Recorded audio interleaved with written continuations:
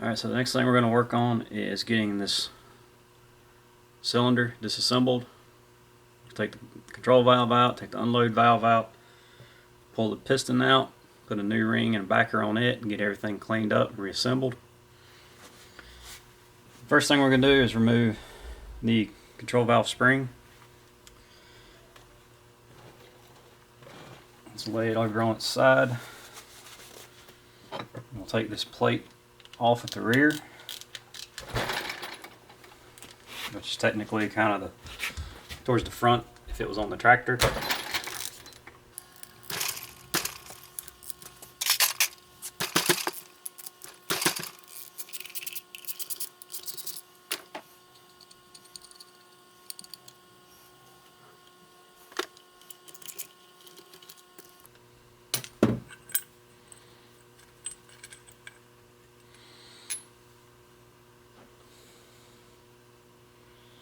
So we have our plate,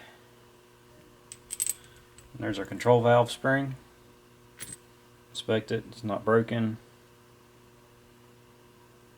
Everything looks good on it. So now we're going to flip it up, and this will probably drip oil. We're going to take these 3 bolts out, which I've already loosened them.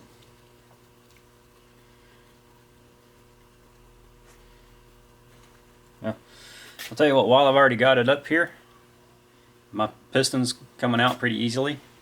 You may have to put some air into it to pop it up, but since mine decided to come on out, I'm just going to go ahead and pull it up and out.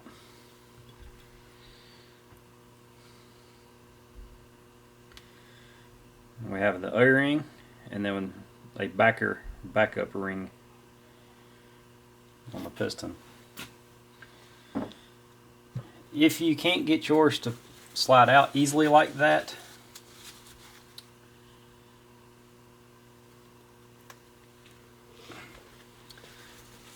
take you a air gun with a rubber tip, stick it into this hole here,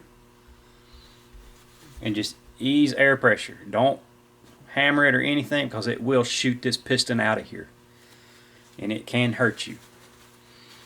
Usually you can just take it and just kind of ease the air into it, and it'll lift it up and out, and then you can grab it and take it off.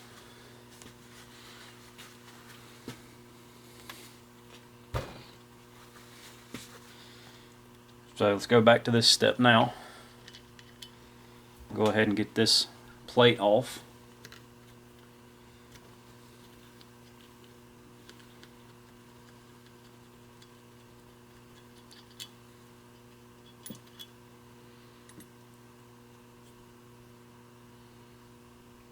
For some reason there's a washer on there. I don't know why there's one washer. Pull this plate off. Now this plate will go underneath your control valve. And there is a gasket here.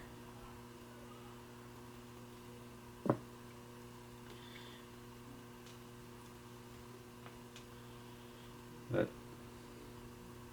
there's your control valve. That's what actually makes it go up and down. Just inspect it, make sure everything looks okay.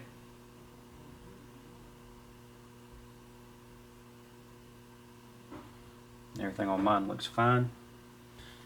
So now we're going to take this and flip it over.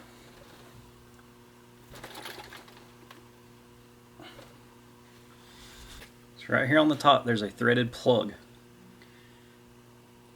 To remove this plug, you're either going to have to use a socket and pull it out like we did with the valves in the top, or you can try to thread a screw in here and use a slide hammer and pull it.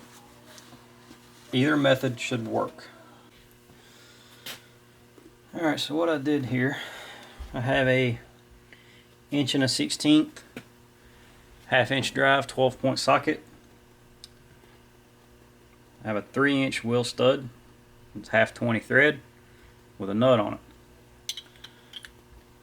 I got it threaded into that plug. We're just going to tighten it up.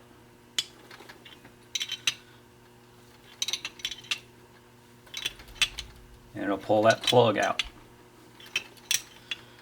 Basically the same method I used to pull the 2 valves out of the hydraulic top cover.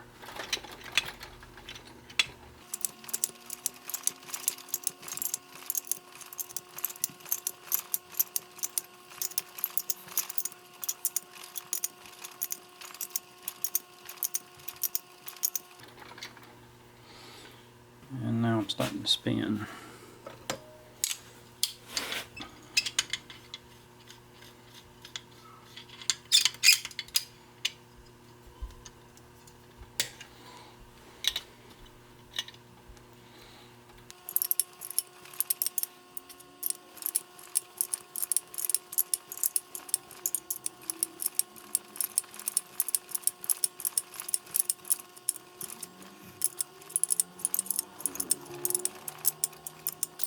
Okay,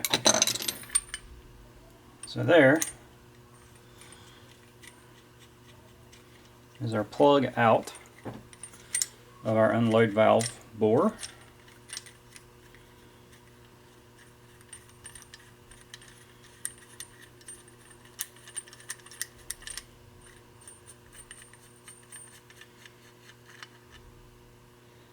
That's all it is, it's just a plug.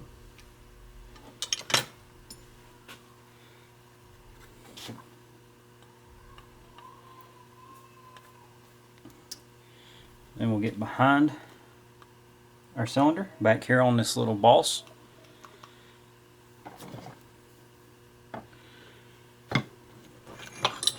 And then we'll push our unload valve up and out.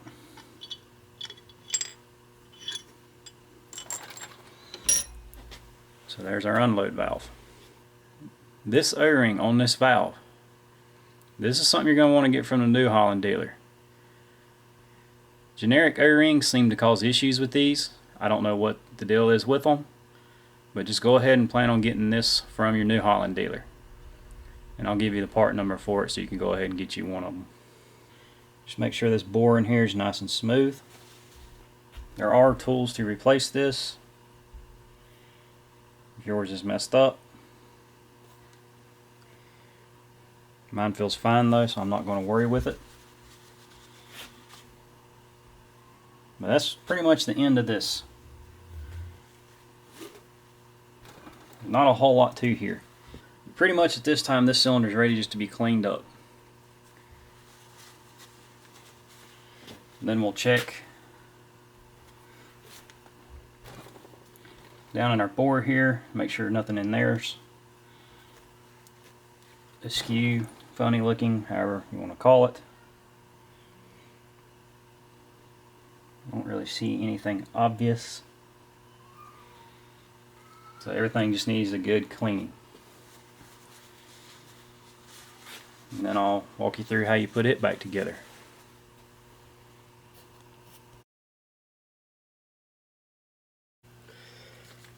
Alright, so now that I have this cylinder cleaned up, it's time to start putting stuff back together. First thing I'm going to do is put a new O-ring on the unload valve. And this O-ring is an NCA 836B. Like I say, I don't know what's special about this O-ring, but just go ahead and get it from your New Holland dealer, because you don't want to do this job twice. I'm just going to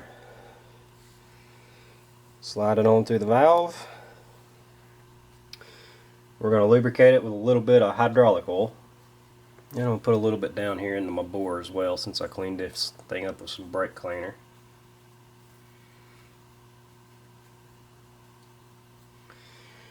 And then we'll take our valve and just slide it back down in.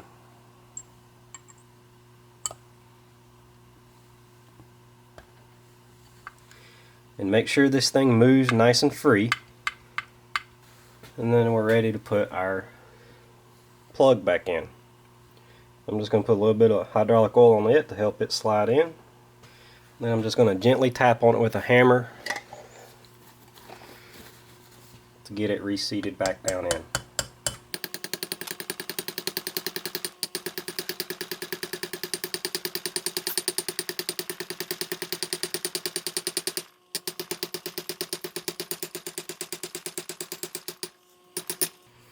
and just hammer it until it's flush. Now we're going to take our control valve and we're going to slide it in. Once again, we'll just take and put a little bit of hydraulic oil in it, just slick it up. Now this valve will slide all the way through, so don't just drop it in. I'm just going to slide it in from, I guess you call it the rear of the cylinder. Then we need to take and reinstall the rear plate. And this gasket, I really don't know what this gasket does because it doesn't really seal anything.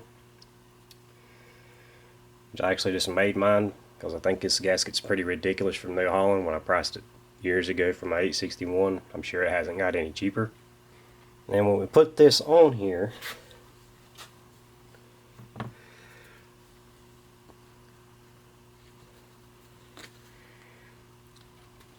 this plate will actually go in between these two notches on this valve. So we'll go ahead and set our gasket on there. Hope it'll cooperate and stay. And then we'll set our plate on there. Then we can turn our cylinder up, because now our valve will stay put. And we'll put our bolts back. I don't see any kind of torque spec on these, but being a 3/8 inch bolt, we can probably torque them to about 20 foot-pounds and they'll be alright.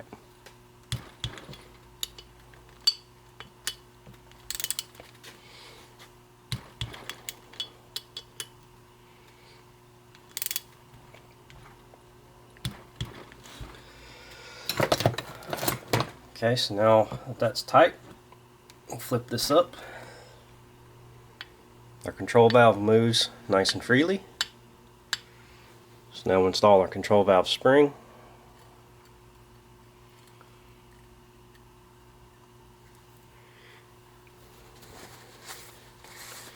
And the rear cover plate, which does not have any kind of gasket on it. And these here are also 3/8 bolts, so just torque them down to 20 and you should be fine.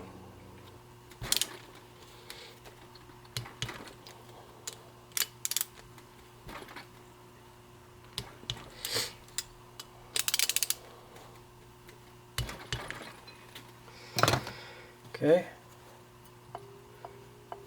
valve still moves. I'm going to set this to the side a minute. We're going to work on our piston. You can buy a new piston if you need to, if yours is cracked or scored or anything of that nature. Mine looks pretty good. And so I'm going to put on a new O-ring and a new leather backer. Of course, I gotta get those off first. Now, on your O-ring and your leather backer, your O-ring, just lube it up, hydraulic oil. Your leather backer. If you look at your backer, there's two sides. There's a smooth side and a rough side. Well, this rough side we're going to put towards our O-ring. And so our slick side is going to be towards the dog bone side of the piston. But before I put this on, I need to soak it in hot water for about 2 minutes. That'll allow this leather to kind of relax, and so I can easily slide it over the piston and not tear it. So I'm going to get it soaking while I take these off. So I just got hot water out of my hot water heater. Nothing special. I'm just going to slide that down in there and let it start to soak. So we're just going to lift the O-ring up. Just kind of roll it out of the groove and off.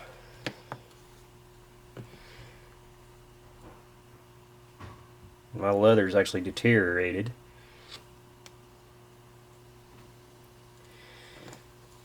Who knows, this tractor's lift wouldn't work, so there's no telling what my problem actually was, because I have found numerous problems with the hydraulics on this tractor. I'm just kind of cleaning up the residue here. Give it just a little bit on the leather because still ain't there yet. Okay, so now we'll pull our leather out, and it's nice and supple. So the smooth side goes up, and we'll go ahead and get this put on. And this can be tricky, so just go slow and be careful.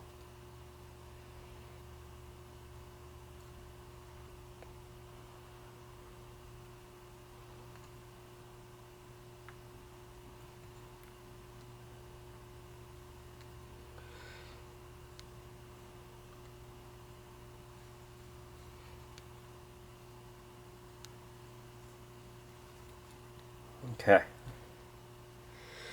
Now you see it's like really stretched out now, which is normal. Don't freak out. And remember, the rough side is going to go towards our O-ring. So now we're going to take our O-ring and we're going to coat it with some hydraulic oil. And this O-ring's pretty stiff.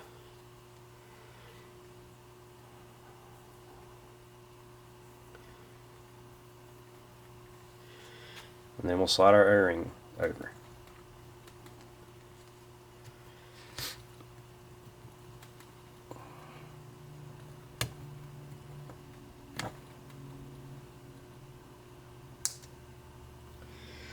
Okay.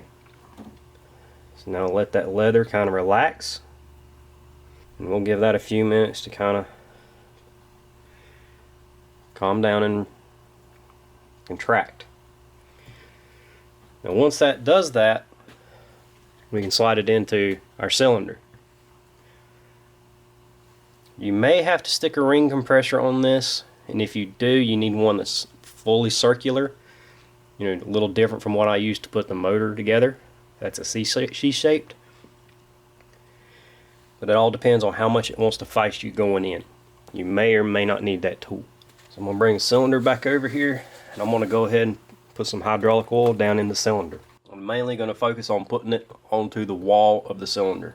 Okay, so let's see if I can get mine to go in without the compressor. The O-ring seemed to go pretty easily. However, the leather back here is not going to cooperate. That might be just because it's still a little swollen, or it's just a good tight fit. Which, as you remember, when I took this apart, I literally just pulled the cylinder right out. If that is wore out and you are having lift trouble, you can take the little PTO cover off of the side of your tractor and look up in here, and you might see oil shooting out of this cylinder. And if so, that's a sign that your cylinder is either wore out or your O-rings. Hopefully it's just your O-rings, because they're a lot cheaper than this cylinder. Alright, so I can't find that piston ring compressor. Not sure if I have it at work or somewhere else, so I'm gonna see if I can just get creative and kind of like push it down in here. If I had a hose clamp, that would probably work. However, I don't think I have one of those handy either. Which this cylinder is chamfered pretty well, so that will help to guide this down in there.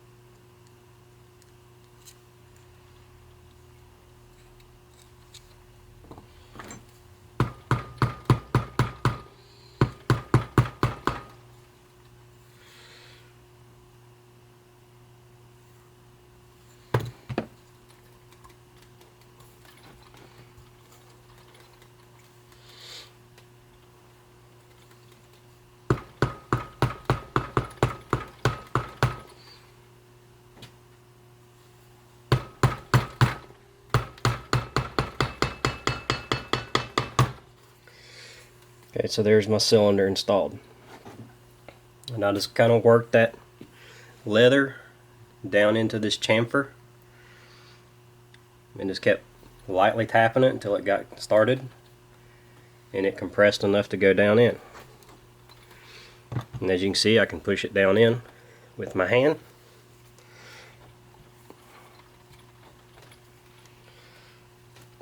So that's good, it's not bound up.